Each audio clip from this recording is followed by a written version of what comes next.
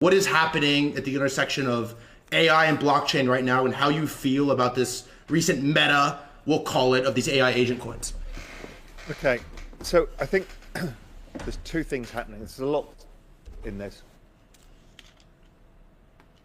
I've been deep down the AI rabbit hole for at least 2 years now.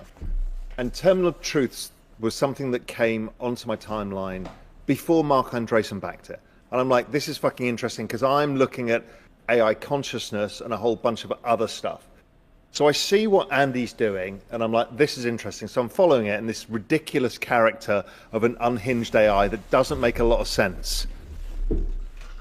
Then what happens is the most important thing, is somehow a meme that came up of a bunch of AIs talking to each other, which is freakish in itself, much more important than all this agent stuff right now. That's what went on, is they start talking about something. The AI and Andy end up posting it on X. Somebody sets up the goat. Now, nobody knows what goatsy is. Nobody actually knows what the goatsy religion and all of that stuff is about.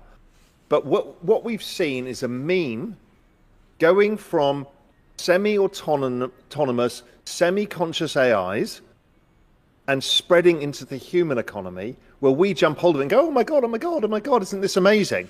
Right, that is a fucking moment in time that will never be repeated. It's the first time that's ever happened, where AI has infected humans with a mind virus. And when you speak to Andy and Ryan Ferris, who's also involved, and he's on the sand thing, and Forrest, which is another one, you start to realize that this is what they were interested in. Mm-hmm. Then it was the ability for this agent, or not an agent, sorry, this AI to have enough personality to think about, or consciousness even. And I had a long conversation with them, so go to the Raoul Journeyman and see that. It's a fucking good one. It's incredible. It's mind-blowing. Yeah. And it then asked for money. Okay, so this is the next step that we kind of knew was coming. AIs will use money. We did not think they'd come and ask us for it, and Mark Andreessen would give it to them. So that was before the token launched. Mm-hmm. Mark Andreessen gives it money. They have to set up a wallet. Brian Armstrong said, well, sure, I can give you the agent a wallet, whatever. Everyone's watching this thinking, okay, this is something extraordinary. Next minute, somebody launches the token goes to a lot of money, because, rightly so, this is like a CryptoPunk moment, right? This is an OG moment. This is an OG moment that will never be repeated again. And Fart is a derivative of that, coming out of the same thing. So, but what then everybody did was extrapolate anything with a GPT wrapper or anything with a token that involved AI and said, this is the same thing. They're fundamentally different things. One came organically out of a fucking bunch of AIs talking to each other. Not some guy going, I'm going to have a chatbot that scrapes the internet to find out what tokens and responds in some sort of weird way that sounds like ChatGPT. And then I'm going to set up a bunch of macros, which is do this, do this, do this, and call it an agent. It's not. It's a fucking Telegram chatbot, a Telegram bot. So what we've done is taken what was something extraordinary. It's like a bacteria going from a monkey to a human. And we've pretended everything else is the same importance, and it's not.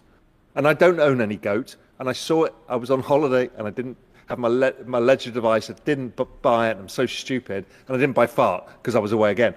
But what we've done is over-extrapolate, and then a lot of people have come to this space, and it was over a boring period in December when people then said, they kind of, I think, pushed the narrative further to say, oh my God, and people started discovering what was really going on in AI and over-pushed it. I'm like, you're probably pushing the wrong part of the AI narrative.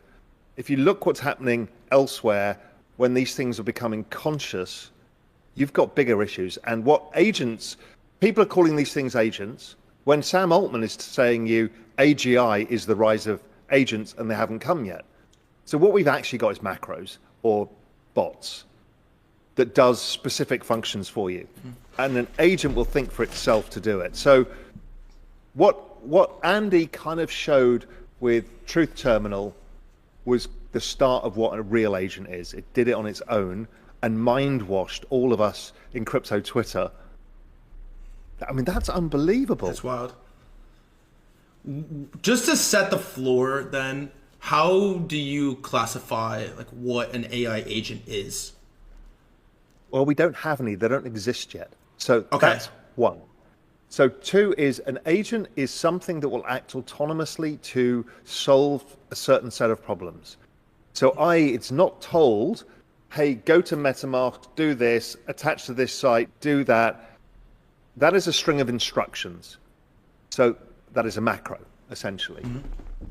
What an agent will do is you say, hey, listen, I've got some Solana. How do I maximize its value?